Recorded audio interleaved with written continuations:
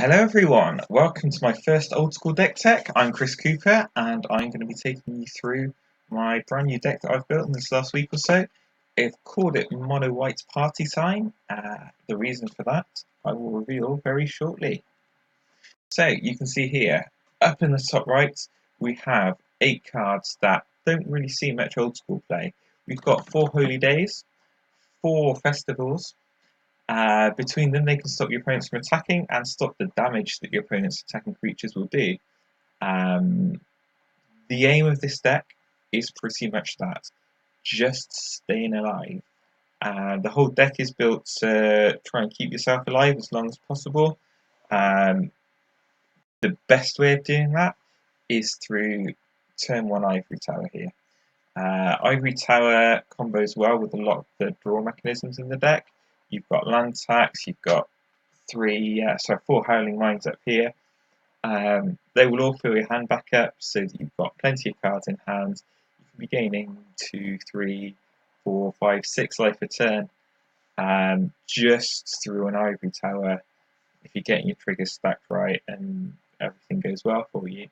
GMD turn also helps with that because that's a card draw that you can use in the upkeep rather than later on in the turn in the draw step, which the Howling Mines are.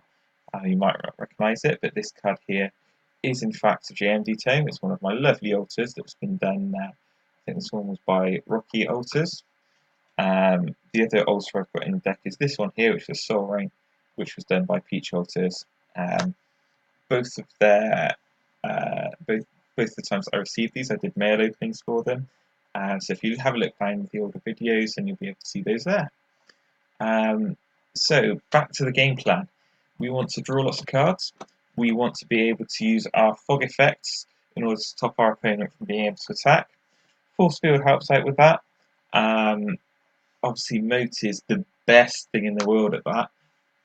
The only issue is the flyers. So that's why I've got the split of the one moat, the one force field.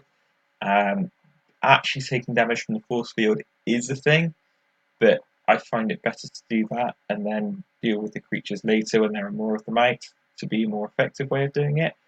I've had a couple of games where a Serra Angel would have just finished the game really quickly, but with the force field, I was able to kind of hold on for a few turns. Just sat there for like 5, 6, 7 turns. Just take one a turn, one a turn, one a turn, and you can often stem that bleeding with the ivory towers there. And kind of just generate that little bit of time. The more time you get, the more cards you get. The more cards you get, the more likely you are to win. Speaking of winning, you might have noticed something missing from this deck, which is literally ways to win the game. We have 4 Mishra's Factories here. They are our only way of dealing damage to our opponents, and we don't really use them for that. They tend to be a little bit more for blocking. I am actually considering shaving them down, but that would mean losing my nice Four Seasons playset. I do want to have more sources of white mana in the deck. However, it's a little bit of a squeeze. I think the closest thing on the chopping block is probably the Farewell Stone. Just because it's not a consistent source of white mana. I could get that from 11th Plains, but at the moment I'm unsure. I'm undecided on that one, so we'll see. So, with no ways of dealing damage to our opponents reliably, we're then left with what other ways of winning the game? There's poison, which obviously if we're not dealing damage, we can't poison our opponents. Or there's alternate win con cards, which in the 93-94 format, there just aren't any. So we're left with decking as our only route.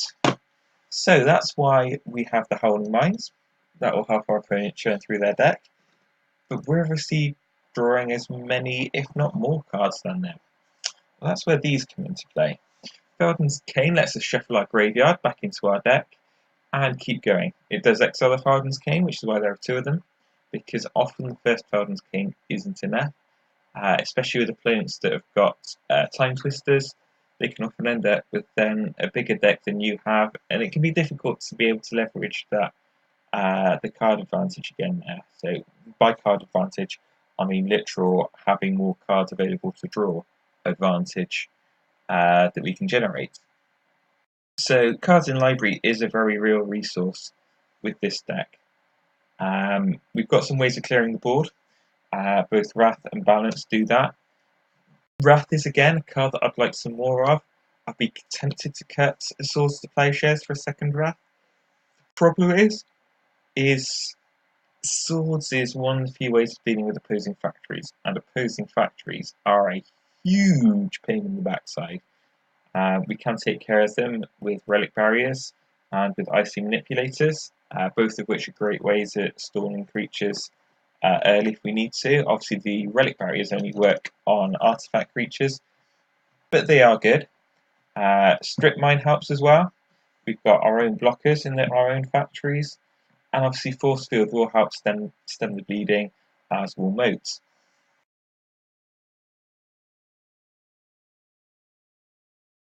Taking it to the long game, taking it as far as we can, as deep into the game as we can, and then just grinding our opponent out of cards. It's a fun deck. It's one that I've enjoyed playing. It's not for the faint-hearted. I probably won't be playing it for too long because the games are quite repetitive. But I'm certainly going to be playing it at my local FNM this weekend, and I'll probably be playing it at Brassman as well. So for those of you who don't know, we have an FNM at Atlantic Games in Stroud this weekend, which is the 20th of April. So if you fancy coming down to that, then please do. It's going to be, I think, a £5 entry fee and small prizes for the winner. Brassman is happening at the Magic Madhouse EXP Centre in London. That's on the 28th of April. And I believe entry for that is going to be free. So it'd be great to see any of you there.